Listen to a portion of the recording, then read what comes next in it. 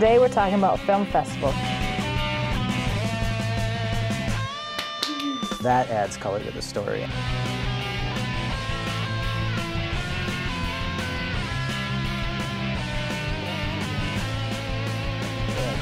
Roll sound. Cameras rolling.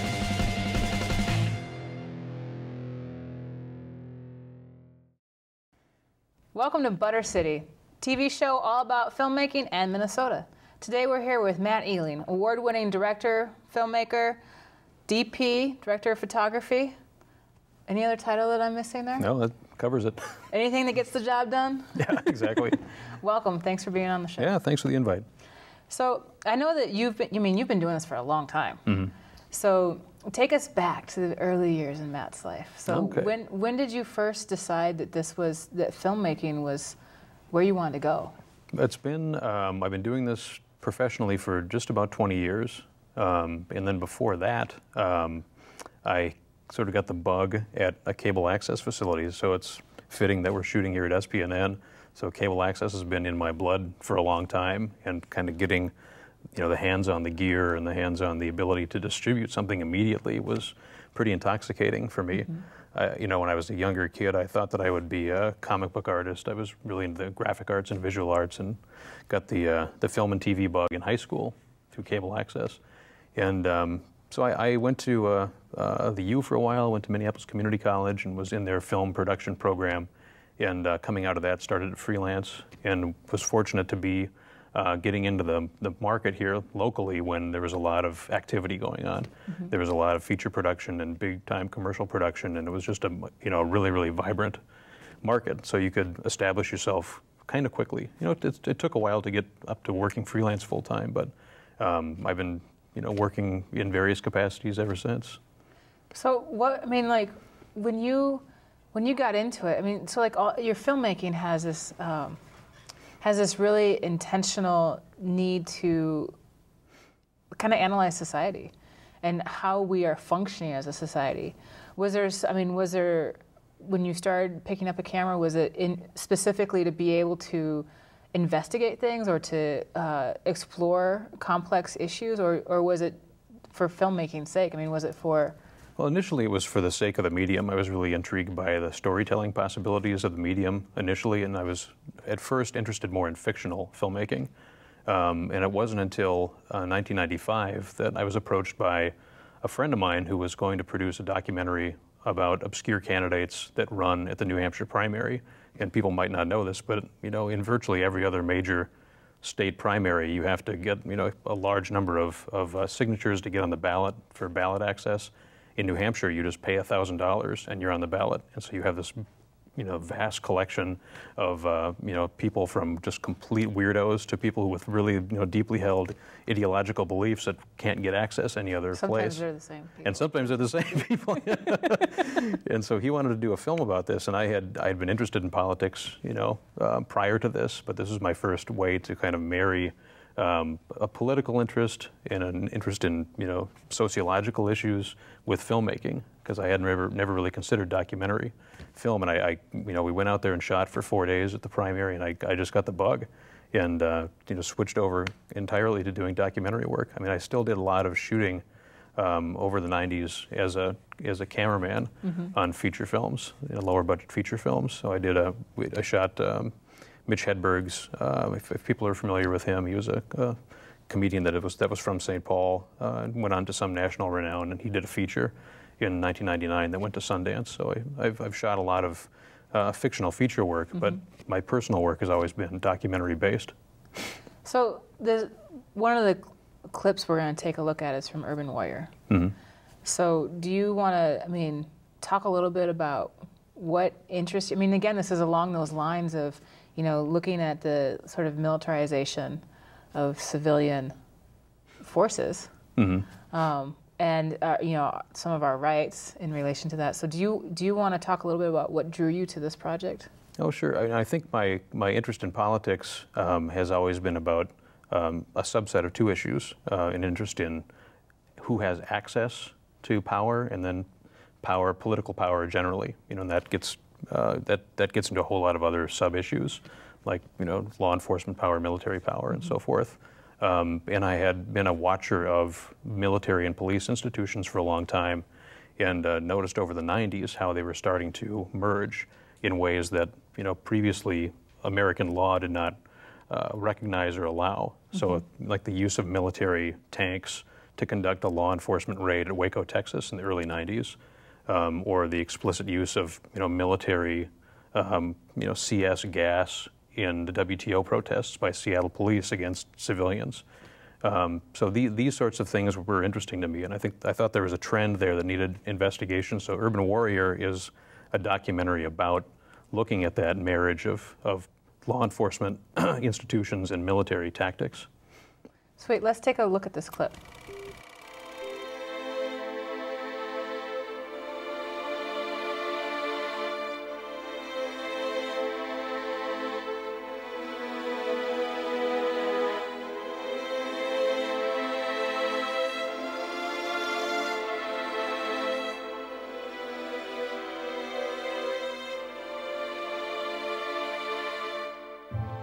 Protect life and property, detect and arrest offenders of the law, preserve the peace, enforce the law, and prevent crime. You make the arrests, bring them to court, be as peaceful as you can and non-judgmental. The judgment comes at the court. A police officer who's to restore the peace by getting an alleged bad guy alive, whenever possible, and bringing him before a magistrate.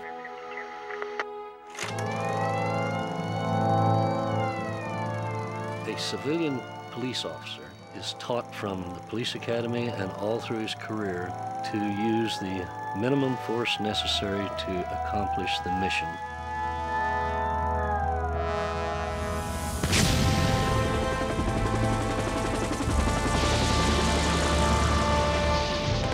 The military is trained to use overwhelming force, deadly force, to win a battle and to win wars. Their role has historically been, and their training today still involves, using a tremendous amount of firepower to eliminate a threat.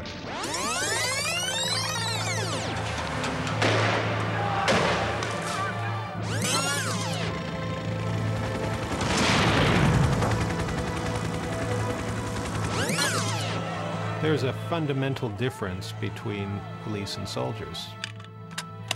And one of the transformations that we've seen take place is that a lot of the tactics, methodology of soldiering have been applied to the police.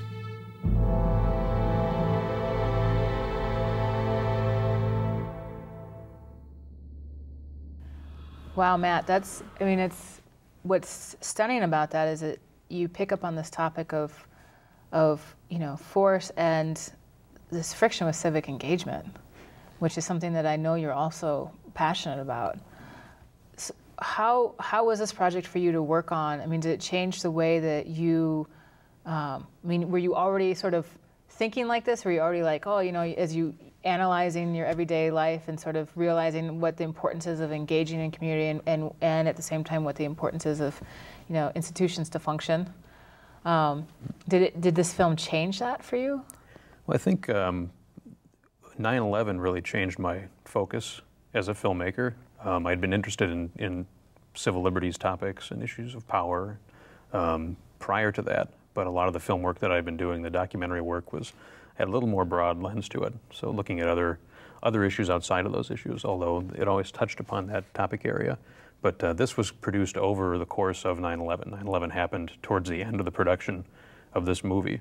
And so everything I had done subsequent to this film really looked in deeper and deeper ways at these kind of civil liberties issues, because there was such an upheaval in the legal landscape after 9/11 that kind of became my main focus.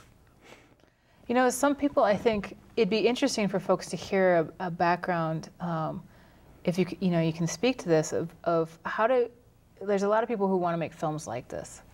Like they see things that they think are complex but are powerful, and they're needed in our conversation. But how do you go about even making something like this? Can you speak to, I kind of know you know, how you set it up, but like to somebody that would be interested in this type of work, how would they even go about getting a film like this made? Well, it depends on, I think you have to know where you want to position yourself in the dialogue about these issues. I think you have to determine early on, do you want to be an advocate for a particular issue? Do you want to be someone who's unpacking a bigger discussion about an issue and showing multiple sides? And I've done both. Urban Warrior, I was unclear at first about how to frame it, but it became more and more clear over the course of the film that I had a particular tack on this. And so it's a critique really of this militarization process within law enforcement. But I've always been somebody who's interested in reaching out to both sides, and you know, it's not always two sides of the political spectrum. There's multiple sides sometimes. Mm-hmm. But even just within that dichotomy that we often talk about of left and right, trying to reach out to people on both sides and get them engaged in a conversation around issues of power and civil liberties. Because, for instance, in this issue of militarizing law enforcement, there's a whole host of coverage and writing and documentation that have been done by the very, very far right, and the same thing on the very far left around just that issue. And these sides never talk to each other about this, but they're both pointing at the same problem. And their framing of it is somewhat different. But I was really intentional in the film to kind of include both of those voices. And you know, subsequently the thing got very, very broad distribution. And because of the way, just the fluke of timing, you know, the interest in civil liberties issues after 9/11, as the Bush administration began to really radically change the legal landscape in this country, you know, this film struck a nerve. So we had hundreds and hundreds of screenings all over the country within the 2 or 3 year period after this was done. Nice. And how did audiences, I mean, like when you went to these screenings, how did audiences respond? You know, I mean, sometimes, you know, a lot of people were intrigued by the fact that this issue was raised and had not thought about it until it was brought out by the film. Some audiences are hostile. There's a big part of the film deals with the 1999 WTO protests and law enforcement response to that. And I thought there was a piece of the story wherein anarchists who had caused a lot of vandalism during that protest were also responsible for part of how the narrative of that whole event played out, even though I felt law enforcement had responded in an inappropriate fashion. Mm-hmm. But we had screened this film in New York in 2002, and there was a heavily anarchist presence in the audience at that time, and they were very unhappy with the way they were portrayed and their movement was portrayed in the film. So it was always hard to tell how the response would come out. But we also had a lot of law enforcement people. I mean, the best response we ever got from this was I had 2 detectives, narcotics detectives from a town in Indiana, who had mailed me a letter and said, "We saw your film on cable access and we share your concerns, and we were trying to change the way our department functions to get away from some of these tactics." So, you know, it was a broad spectrum of reactions. So, but it's nice. I mean, when you create that pocket of conversation, you trying to balance out the multiple perspectives. It's like you leave room for people to be open to seeing something that might be a little bit outside of their frame. Mm-hmm. So this we're going to watch one more clip, and this one is security in the Constitution. Mm-hmm. And why don't you talk a little bit about, because this is also similar, I mean, your work is very much about figuring out power and how we're using it. So you want to set up like how you got into this project and started making this film? Oh, sure. This film was the next film that I did after Urban Warrior. And in light of what I've talked about already, there are vast changes that the Bush administration brought to bear on all kinds of investigative guidelines for the FBI, and implementing the Patriot Act and all kinds of new investigative tools that the government had within a year or so after 9/11. Mm-hmm. And these changes were very fast, and they sort of unpacked a whole history of prior problems, in my mind, that had happened around civil liberties issues. And some of the legal changes that the administration made rolled back laws that had been put in place to counter these problems earlier. So I thought the public needed at that time both an articulation of what had happened since 9/11 in the legal realm and why those laws existed to begin with. Mm-hmm. So we looked also historically at things like the 1960s and the FBI surveillance that went on at that time of of the civil rights movement and the anti-war movement, and so that's kind of what you'll see in this film, is a little more the historical angle. Sweet, let's take a look at this.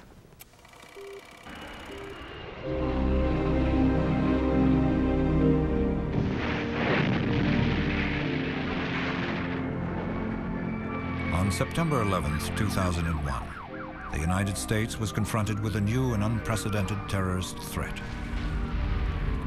Since that day, America has taken steps to secure itself against terrorism and has undertaken a debate that touches the core of American democracy.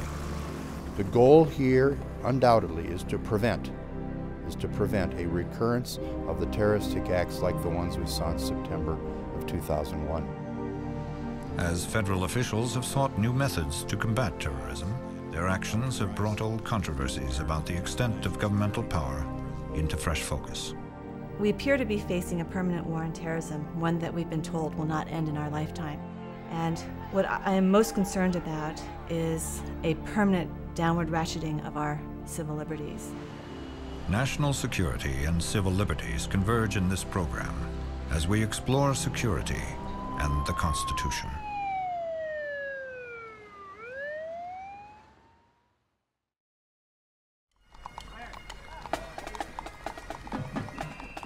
Debates over the scope of the government's emergency powers are rooted in interpretations of the central documents of American democracy, the Constitution and the Bill of Rights. Well, I think we have to start talking about the concept of balance of powers, which is actually written into the Constitution itself. It comes from philosophical principles that were advanced by Montesquieu, a French philosopher. Montesquieu's view was that it was necessary to separate the executive branch from the judicial branch from the legislative branch to create a balance between various aspects of the exercise of government power and government decision-making to make certain that one branch did not get out of control. And in addition to that, we have the protections of the Bill of Rights. Well, the whole purpose of the Bill of Rights, I think, was based upon the saying of Lord Acton, which is that power corrupts. And this is something that the founders of this country knew very well. When people get into power, they tend to get corrupted by that power and then want to expand their power beyond its lawful boundaries, or they want to exercise that power in some type of an abusive way against their rivals, their political opponents, dissidents. But the whole idea of the Bill of Rights was to limit those abuses as much as possible by putting down in writing that individuals have rights. You know, Matt, in that piece, it's like this whole film, it reminds us about the idea of, you know, we were talking earlier about power, but this idea of there are stories that are just, there's things that are happening, and part of it is that they're happening because somebody expects that they'll never be told. And so, you know, this kind of work, you're deliberately going in and you're saying, you know what, I'm going to use my skills as a filmmaker, you know, my ability to hold a camera and tell a story, and I'm going to focus it on something that, generally speaking, somebody doesn't want to be seen. What does that, I mean, how does that feel, I mean, work for you? Do you ever feel like, I mean, it puts you in a place of a lot of friction, I would imagine. Does it, I mean, has it felt tough to be in that position? No, I mean, I seek that position out. I mean, you know, what I'm doing is an extension of, you know, the role of the press, you know, and I think that's a necessary role in a democracy. You have to have somebody on the outside of the power structure who's always looking in, you know, checking in to make sure things are as they seem, and if they're not, that those stories are told about where the discrepancies are. You know, lately I've been doing a lot more writing. I write for MinPost on legal affairs issues and historical issues and other things like that, doing both news and op-ed stuff, and I've been filing a lot more Data Practices Act requests and FOIA requests and really digging for original government documentation. So kind of continuing the same process, just in a different medium. You know, it's interesting because, like, one of the things that I get excited about you and your work is also just like kind of all around. You are somebody who, you know, you pick tough issues. you know, and you pick things that are really about power, and how do you hold that power, how do you frame that power, how do you have conversation, open conversation, so that people are having open dialogues and are all part of it. But you kind of hold that practice in the film community as well. I mean, just with I see you do a lot of wanting to help other people get into the film industry. You share a lot of the knowledge that you have about how to make a film with people so that they can make their own films. You do things like, you know, you support, you know, public access. I know that's one of the things that, you know, you started out in, getting your own access to filmmaking, and turning around and ensuring that. But you, in particular too, you also do a program through IFP you work with, which is the Fresh Filmmakers. And do you want to talk a little bit about what is the inspiration behind that, and sort of the goal behind creating a program, and what Fresh Filmmakers is for the audience? Oh, sure. The Fresh Filmmakers grant has been in existence for about 3 years, and it's right now run through IFP Minnesota, and has partners, you know, with some of the local equipment houses, commercial equipment houses in town, and a lot of other partners as well. You know, IFP really was able to provide like a force amplifier. You know, my production company puts money in to support the grant, but they really assembled a big crew of people together, you know, all kinds of advisors, you know, professional advisors to advise the grantee, and give them, you know, access to a whole host of post-production services and so forth. And so what the grant is really is a way to connect somebody who's early in their filmmaking career with professional grade services and a host of resources to be able to kind of take the next step in their profession, to be able to make a short film that's achievable in a small amount of time, but use a really great resource base to do it. And it was done. It was sort of started in commemoration of Denny O'Rourke, who ran CineSound here in town for many years, and he was a mentor to me and to a lot of other filmmakers.